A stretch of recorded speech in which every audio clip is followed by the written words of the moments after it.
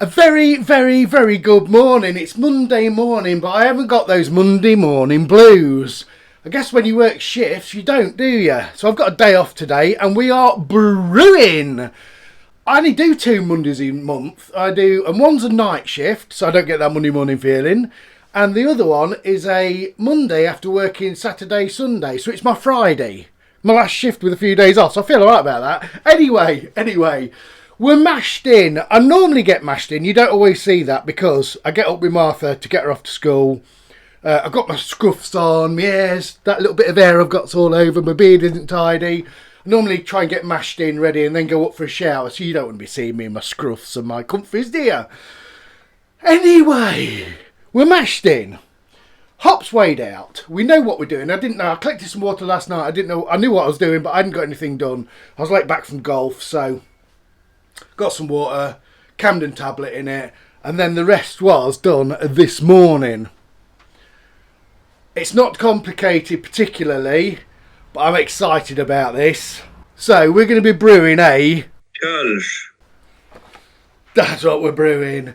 And what is in it, ladies and gentlemen? Oh, look at that sun out there. I've got all my edges cut. Outside grass is done, outside jobs are done. We can focus on enjoying a great brew day, I hope. So, we've got 4.5 kgs of Pilsner malt. We've got 200 grams of wheat. We've got 300 grams of Vienna. And we've got 100 grams of carapils. Hops are 27 grams of Tettnang at the start of the boil. That's what I had left in a bag. And 20 grams of SARS and 25 grams of lemon drop last 10 minutes. Lemon drop, I found them. That was supposed to be a dry hop for a Pilsner that I absolutely completely forgot about. I bagged them up, put the weight on, dry hop, lemon drop Pilsner. That's in a keg. That never happened. Muppet. Anyway, I'm hoping there's going to be enough lemon drop in that Pilsner. But you'll know that because it's probably been out, hasn't it? Because this is going to be a grain to glass. Here are the hops.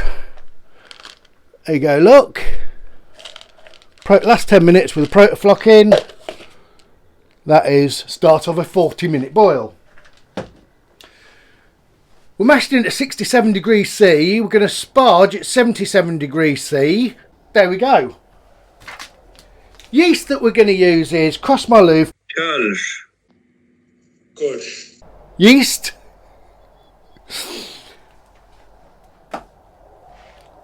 There we go. The planes are flying above, trashing me audio. We're going to, I think we're going to ferment at, I mean this says you can ferment it at 15 to 22 degrees. I think I'm going to do it on the lower side. I'm going to do it at 16 degrees, I think. At 15 psi of pressure in the firm Zilla. Yes. Right. Now, we're about halfway through that mash, and normally halfway through the mash, you're either a mixer or a not a mixer, aren't you? I'm a mixer, so I'm just going to go turn the pump off, give it just a steady stir around, let the grain bed settle again, steady trickle the pump through so that lovely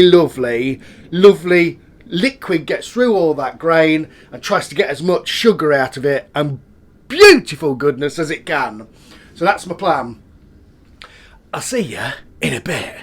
Right, sparge water is nearly up to temperature. Let's have a look outside, see how this works. What's going on? I'm clear. Oh yeah. It's nice. I'm focusing. Yeah, it's decent enough, that does. It is an absolutely glorious day out today. Look at this. Absolutely beautiful. We'll soon be sparging. Right, we're sparging. There's some hefty clouds up there. I don't know whether I'm going to get a wet shirt or not. So I'm going to sparge up to 30 litres, which after the boil off will give me about 25 litres, which in the end gives me about 22 or 23 litres of beer depending on how much dry hop goes in, or trub and bits like that. So yeah, we're all good to go.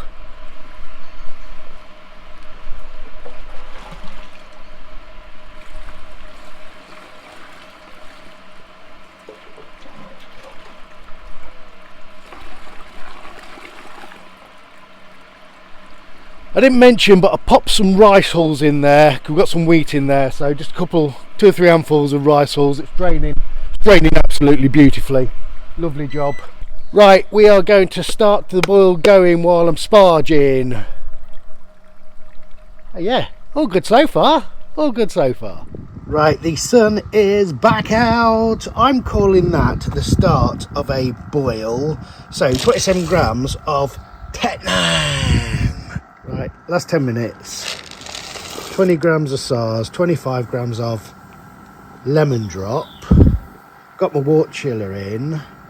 Sanitising. Nearly there. Right, everything's sanitising in there that needs to be. That is going to be the receptacle to fermenting.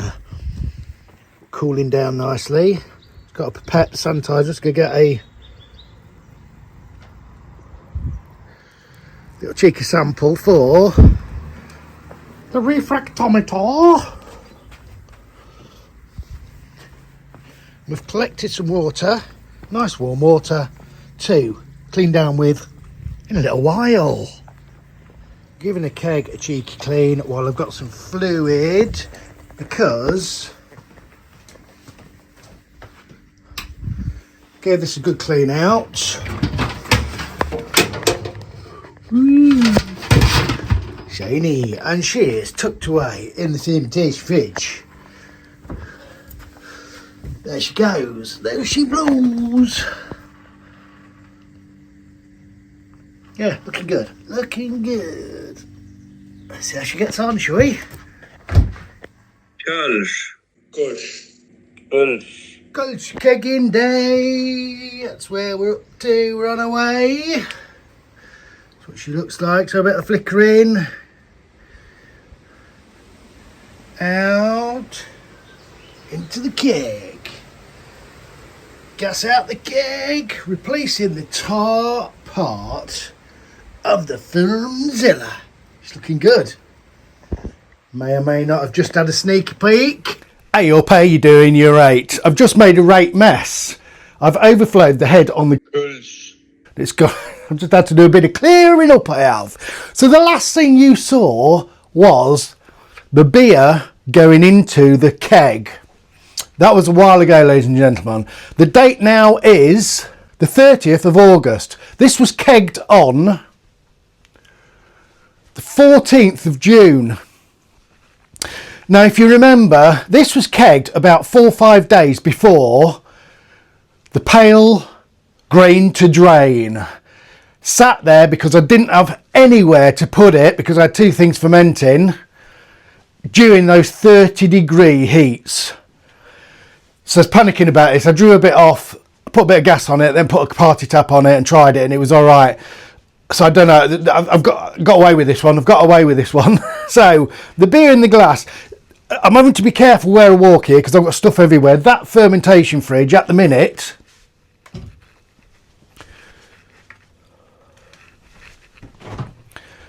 is full of food, because we've had a disaster, ladies and gentlemen. One of the 2 fridges in the fridge freezers, one of the 2 fridge freezers in the kitchen has gone pop all of a sudden for some reason. I've had it about 11 years.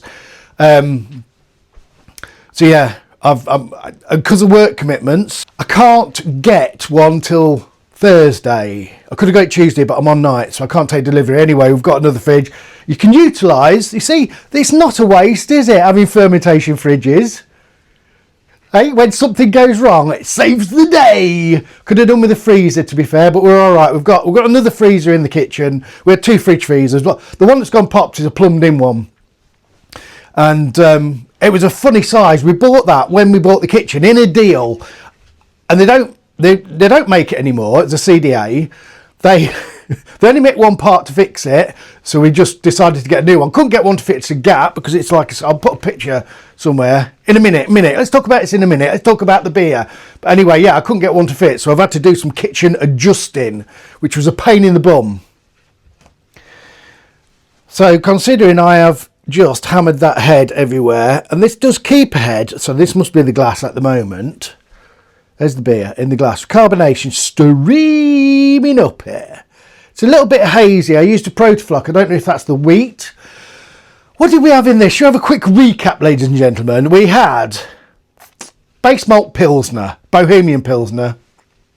We had wheat, Vienna malt, Carapils. Hops are, at the start of the boil, we did a 40-minute boil. I always talk about we, don't we? It's me doing it.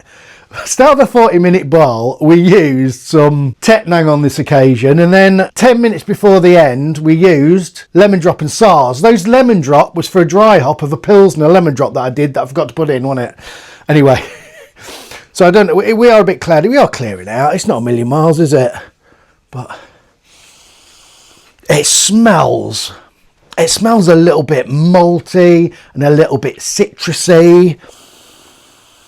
It smells fresh. It smells fresh and vibrant.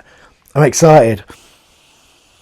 Yeah, it's definitely got a bit of lemon and citrus coming on the nose. I'm going to have a drink and then we'll do a bit more talking.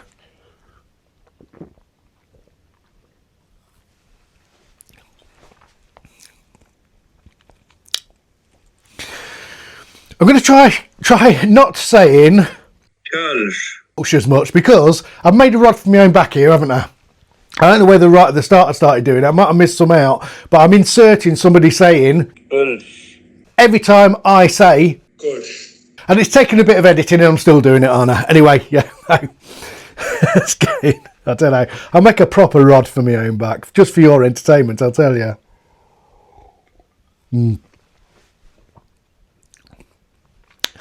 Ah, that is beautiful. There's just a little tinsy-wincy bit of bitterness running through. Right at the start, and it just lingers and then just drops off at the end.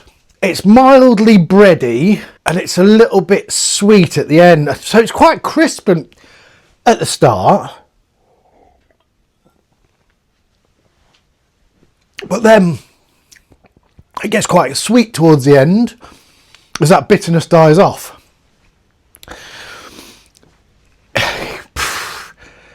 So it's a little bit florally. You can definitely tell the SARS in this. Definitely a little tiny nice bit of spiciness to it.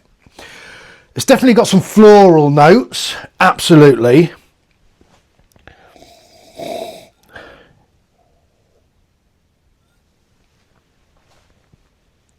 I don't know whether it's got a little bit of a minty, maybe. I'm detecting a bit of mintiness.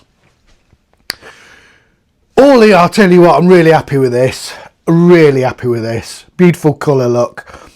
Yeah, I think that head is my glass because I've had a couple of these in different glasses and I think I did wash it up properly. Well, I didn't wash it up properly. You know I don't wash it up properly. I use a different brush with a bit of fairy and then rinse it thoroughly. I don't go chucking salt and stuff in it.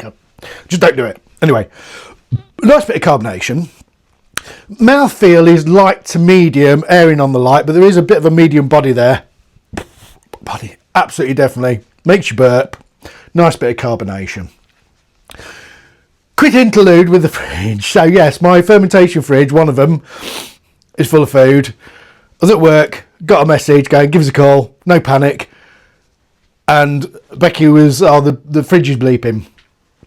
And it was making the same sound as if you leave the door open. So I text back saying, well, the door will be open.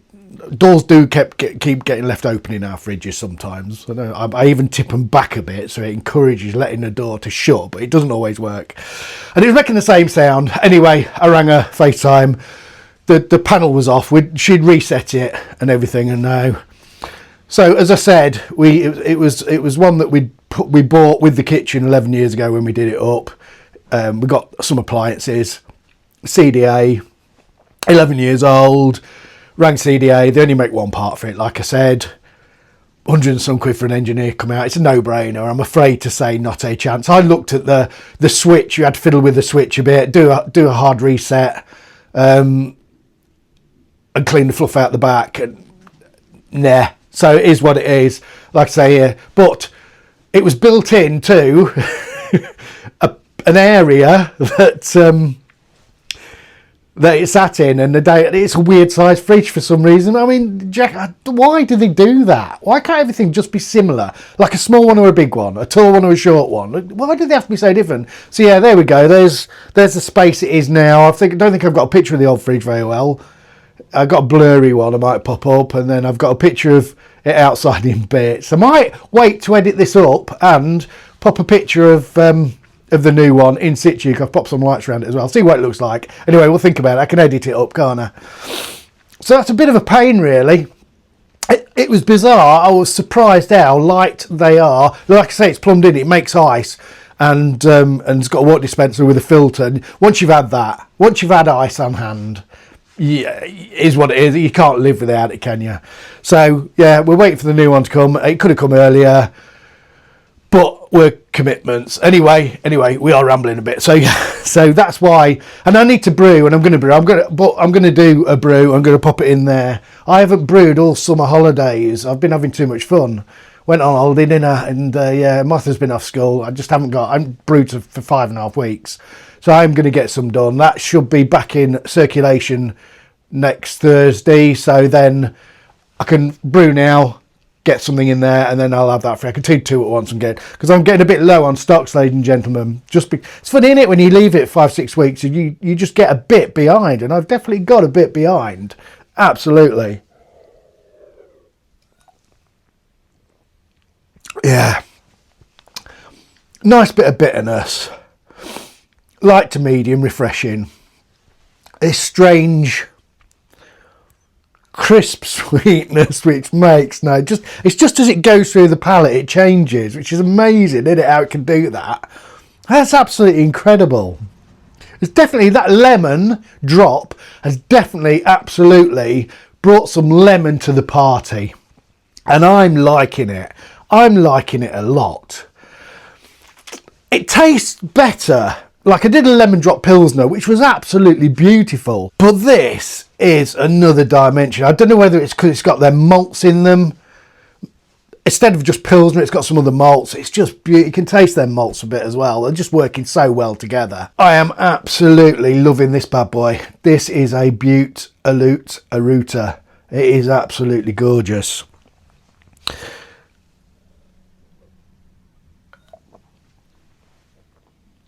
It's got a lovely mix of flavours. I haven't brewed one of these for a while. I think I need to get my finger out. Getting ready for another bag of grain. Yes, so there you go. I'm going to leave that one here. Yeah. So from a bit of a panic of that is down there, with one that I've had to chuck down the drain because I think it might have something to do with the heat or the transfer lines, which was used, the same transfer lines and disconnects was used on this one as well. I was worried I was going to be binning two. But no, this is absolutely as fresh as a daisy. It's as clean as a whistle. Where do them saying come from? Clean as a whistle. I guess you have to clean it, although I wouldn't fancy sharing a whistle. Gotta be honest. Yeah. Anyway, I think about that far too much, I'll tell you. I think about it far, far, far too much. Yeah.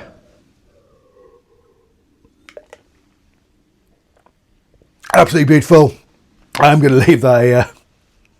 And I'm going to go and enjoy a few more. We are going out tonight for an Indian with the crew, or most of the crew that went to Bomba in Italy, meeting back up. We'll chat fondly about the holiday, I'm sure we will. We're going to have a few scoops. We're going to have our Indian restaurant here. The India Village in Woodall is absolutely incredible. That's not Indian, but it is beautiful. It's really good. I'm really looking forward to it. And considering Martha, when she was smaller, only ate anything that was beige or vegetables, she'll eat a curry now she's 12. Yeah, blooming heck. Very excited. Anyway, I'm excited. I'm looking forward to it. I'm going to edit this up. And then I'm going to go out and have a bit of an out. I ain't done it for ages. I like being at home, to be fair. Thing is, the beer in the India's quite good, isn't it? What do they have? Cobra and something. Anyway, I'll see you later. Cheers!